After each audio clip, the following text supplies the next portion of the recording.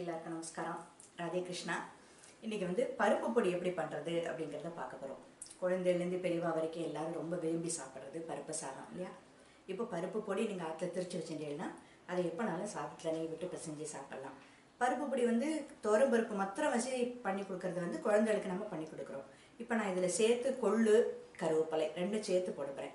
பெரியவா கொஞ்சம் பெரியவாளான குழந்தைகளுக்கு நீங்கள் இதெல்லாம் கொடுத்தேன்னா ரொம்ப நல்லது. கருவேப்பிலை முடி வளர்கிறதுக்கு அவ்வளோ நல்லது, தலைமுடிக்கு. இது கொள்ளு உடம்புக்கு ரொம்ப நல்லது, கொழுப்பை கரைக்கும்.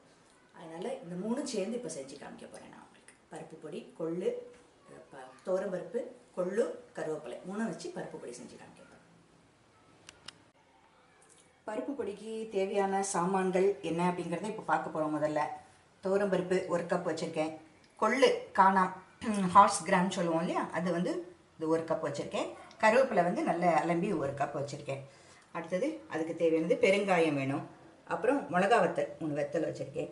2 மிளகு வேணும்னாலும் நீங்கள் சேர்த்துக்கலாம். மிளகு பிடிக்கும் அப்படிங்கிற வாழ்க்கை மிளகும் சேர்த்துக்கலாம். இது அதுக்கு தேவையான உப்பு. இப்போ எப்படி பண்ணுறது பார்க்கலாம்.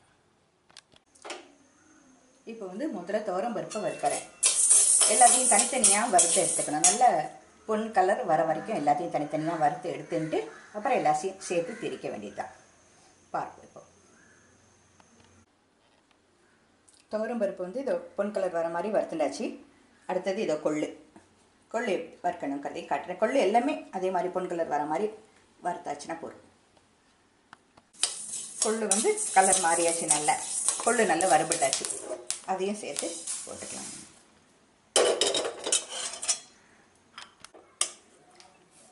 அடுத்தது கருவேப்பிலையை வறுக்கிறேன்.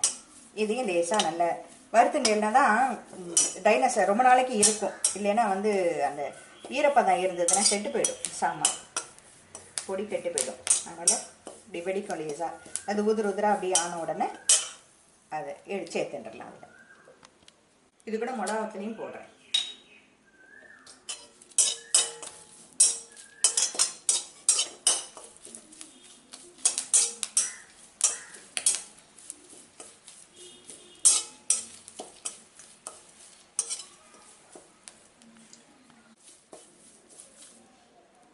கருவேப்பிலையும் மிளகாவத்தெல்லாம் வறுபட்டாச்சு.